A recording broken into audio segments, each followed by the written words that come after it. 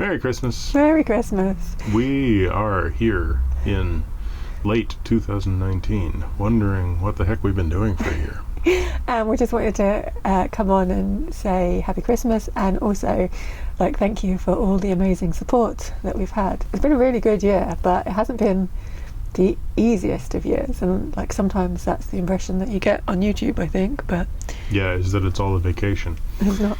And this year especially has taken a lot of planning at times. Last Christmas we came home from visiting family to find our boat lacking barge pole in the basin at Stourbridge.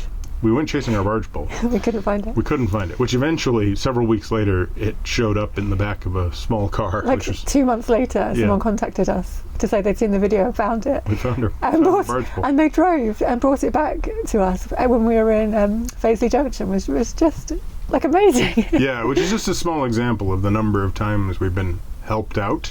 We began the year in Stourbridge Bridge, and then we headed down the Staffordshire and Worcestershire Canal to Stourport, where we prepared to go out onto the River Severn and then down to Droitwich, where we got promptly stuck by a closure that hadn't been announced, but it cleared itself suddenly, so we were able to go to the end of the Droitwich and back, and then back up to Stourport, up the Staff and Worcester, and on our way to Wolverhampton, where we promptly had an engine breakdown, needed some help from some viewers, and we were able to get ourselves a proper shift cable, which was great because we needed that to go up the Wolverhampton flight in the ice where we broke through 2 inches of ice to get through to the top of it, and then we did the entirety essentially of the rest of the VCM that we hadn't already visited. I think we'd done a little bit before Christmas, but there was a lot to finish.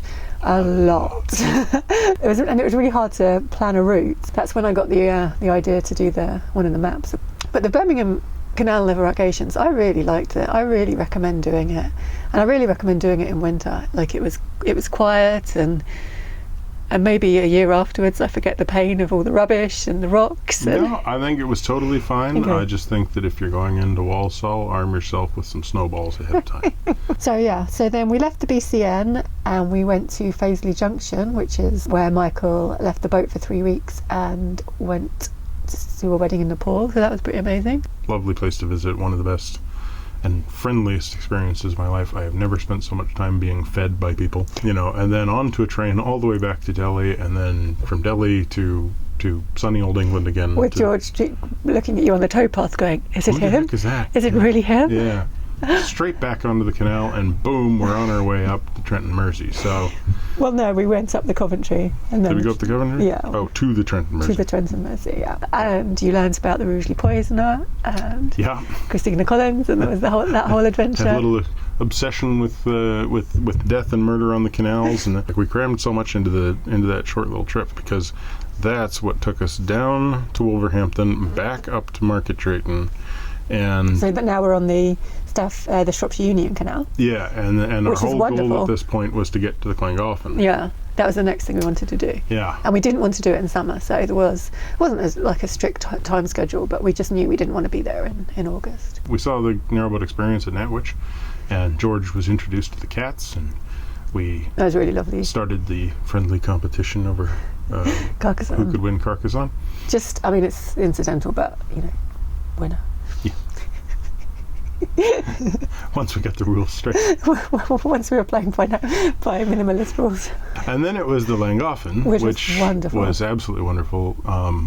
So worth the trips. And also, I really like the fact that when we got towards the far end, we stopped doing any kind of work or study or boat maintenance, and we kind of took a holiday. Yeah. And that was really, really nice, because it just has that feeling, and there were so many hire boaters out who were on holiday, so we were like, oh, well, I'll just take a holiday. We'll just relax like everybody else. And we took the steam train up into Wales. And that was a beautiful day. That's one of my favourite days. It was great. And then we came down and did the Pontcysista for the second, third, and fourth times? I did. Well, you did. I did 3 times, yeah. She went back, forward, and back, all because we were trying to get the drone shots for the video that we which incidentally I think is my favourite video of the year. It was an extra video, it wasn't a vlog, and it was a real-time video, but we shot it on the two phones, the drone and the front and rear camera, and it was all in real time.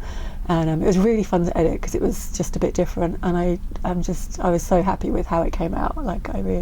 It's my favourite video I've made. Although it didn't inspire us to actually go out and get a drone. No, I'd love to have a drone, but when we film our videos, we film around our cruising, so we do a little bit before we start and a little bit when we finish if we're not too tired, and then everything else is incidental, but we don't interrupt our day to film. Whereas if we had a drone, we would interrupt our day. If we were doing one video a month, then I'd make it a beautiful video with a drone, or even one video a week.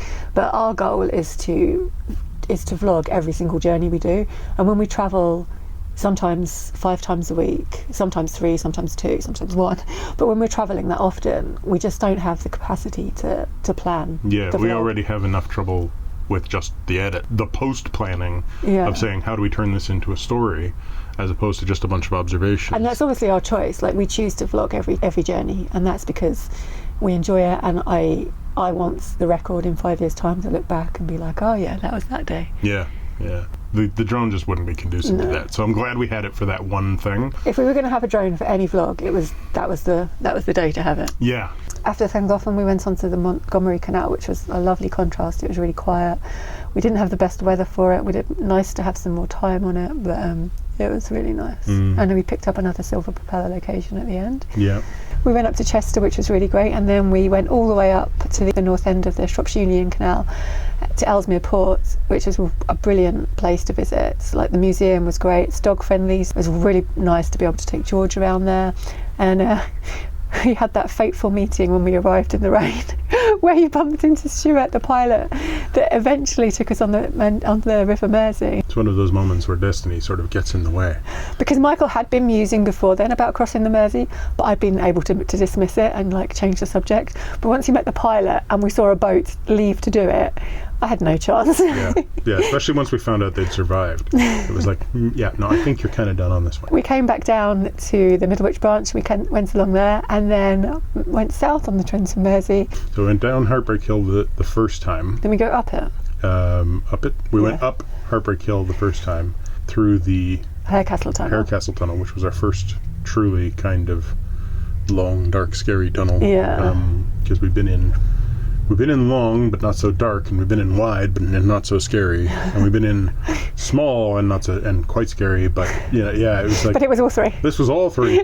So we made it through Harecastle Tunnel, went through Middlewich and past the Potteries and down past Stoke-on-Trent, ultimately to Great Haywood. To complete a loop, because the Great Haywood's like a 3-way junction, and we've done 2 of the ways, so we had to go down to complete that section. Turned around, came back and got to Stone. And it's August by now. No, it's not. It's July now.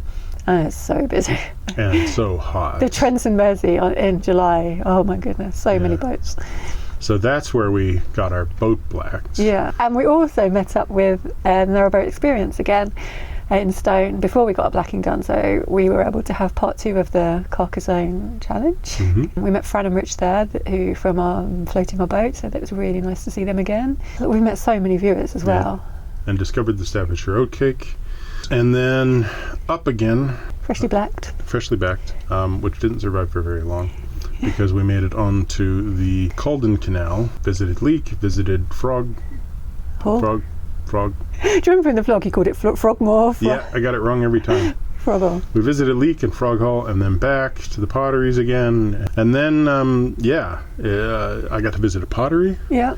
And then we were back through the Harecastle Tunnel, and we went back down the Heartbreak Hill, and all the way back to Northwich, and then on to the Anderton boat lift, and on to the Weaver. The Weaver was a highlight for me because it's late August now and the canal is so busy, but the Weaver was so quiet. It was a lovely river to visit.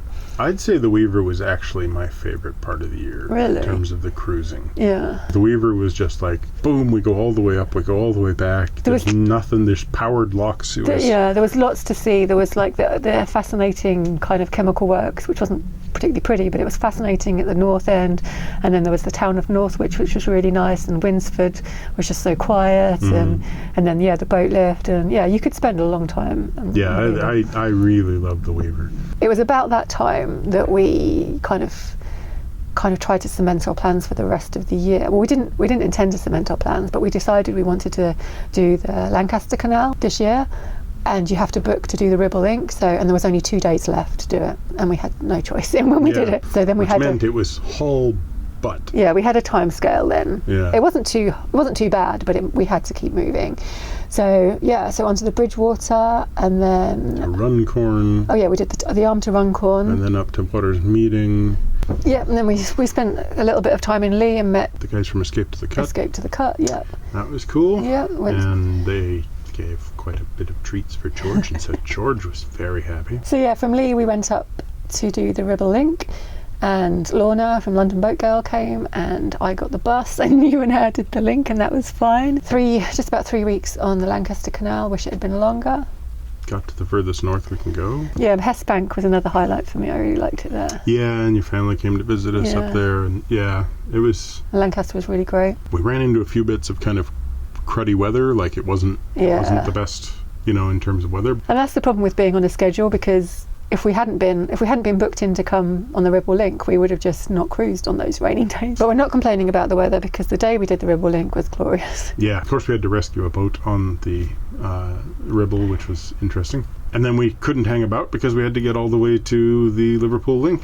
Yeah, we were booked into the Link 2 days later. That brings us almost up to date with where you guys will have just seen in the video, because we went across the Mersey and then Mersey up the Ship Canal. Yeah, so they're the 2 vlogs you've just watched, so we won't talk about them because you've just seen them. Yeah. But they were probably the most adventurous thing we've done. Actually, the next vlog is the most adventurous. The next vlog's the most adventurous? Yeah, when we went on the River Irwell. Ah, the River Irwell. That was the most dangerous. Not sure that was intentionally the most. We just had 2 big adventures and thought this was just going to be a little pootle up to get onto the Bridgewater Canal. Yeah, No. that's as far as you've seen. Obviously, that was back at the beginning of October, and we have slowed down a lot since then, but not before we had a 10-day... Full-on sprint. We had to sit still to wait for the Rochdale 9 to open. Yeah. We decided to do the Leeds Liverpool, then that closed, so then we came back to do the Rochdale 9, and then when the Rochdale 9 finally opened, we had 10 days to get to Castleford before the winter stoppage starts. Yeah. We did the Ashton Canal, the Huddersfield Narrow, the Huddersfield Wide, the Standage Tunnel in the middle of all of that. Yeah. So like a 3-mile tunnel. She basically walks over it. I'm stuck under the rock. Oh, the Standage Tunnel, that was our 20th silver propeller location. Yep. Yeah, we came out the far end and completed the silver propeller, which got us written up in Waterways World. Yeah, we were in January's, it's out now actually, we're in January's Waterways World. We haven't seen it, but hopefully we'll see it. Up the Huddersfield Narrow to the Standage Tunnel, then down the Huddersfield Narrow to the Huddersfield Wide, to Huddersfield itself.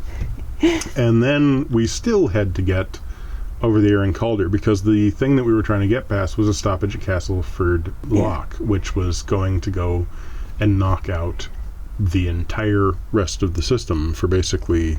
No. Well, to us. The part we wanted to get on. We wanted to be on the other side of it so that we could have places to go, or choices to... like Sheffield and York and the River Ouse and everything. And if we didn't make it past Castleford, it was going to be an extended stop. Yeah. So we just had to boot it as fast as we could. We made it up the day before. So I know when people see these vlogs, they're going to be like, why are you always in a rush? Yeah. Trust me, since the beginning of November, we've been in about 4 moorings. So we have slowed down. Yeah. We've been essentially sitting still most of the last 2 months. 2 months, because for most of the last 2 months, after making it over Castleford, there's been major flooding. So we've been stuck between flooding episodes. But we also made the conscious decision to slow down. Yeah, that's true. That's true. And when we made that conscious decision, the heavens opened and decided to flood, half of northeastern England. So Joe's been editing like mad, trying to catch up and get out as many videos as possible before the end of the year,